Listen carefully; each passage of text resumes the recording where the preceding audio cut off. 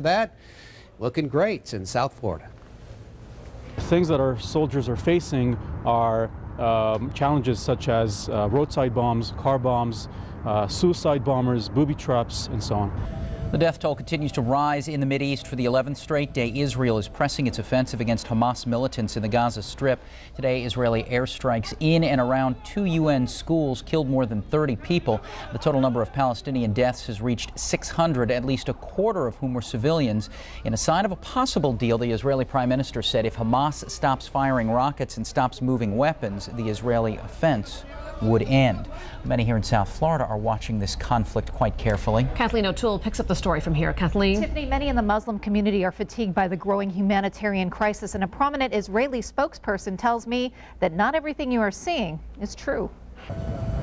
Another day, another horrendous development in the fighting in Gaza. The compound of a United Nations school is bombed, killing 30 Palestinians and inflaming passions, not just in the Middle East. Israel has a right to defend itself. Renan Gisson served as senior advisor for Israeli Prime Minister Ariel Sharon. He believes Hamas had the school booby-trapped. This is not the first time that they engage in Bollywood, I'd say in staging events. Usually in this type of warfare, the Palestinian terrorists, when they do it, it's at the stage where they feel very desperate and they want to stop the operation.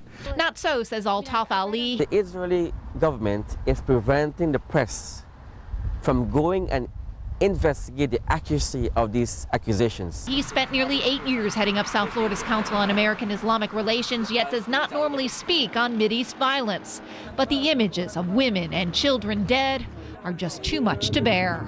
People of conscience should be disturbed and moved when they see pictures of children in body bags and women and mothers being killed alongside them. We cut it into 4 parts. Gisson is in South Florida helping the Jewish National Fund raise money for development of Israel's Negev desert region, while Ali is working on humanitarian relief efforts for Palestinian survivors, both only wishing peace could be an option. I mean, hope. We invented that word, not the Obama campaign. This is our national anthem is called Hope. People of Israel hope for peace.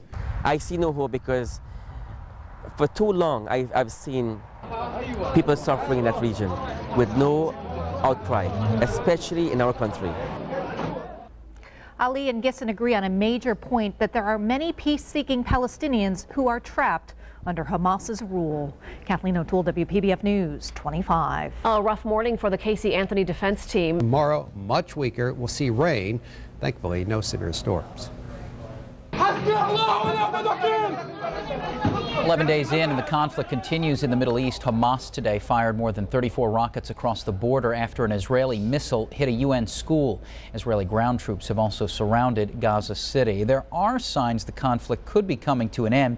Today, the Israeli Prime Minister said if Hamas stops firing rockets into Israel and stops moving weapons from Egypt into Gaza, the Israeli offensive would end. It's a development that's being watched very closely here in South Florida. That's as many people have ties to the embattled region. Renan Gisson was a senior advisor to former Israeli Prime Minister Ariel Sharon.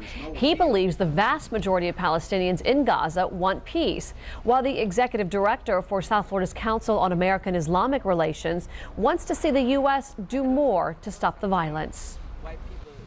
It's not just for us, it's for 1.5 million Palestinians who are craving to lead normal life, and Hamas is denying them. We as Americans should never sit by idly and watch women and children being killed indiscriminately.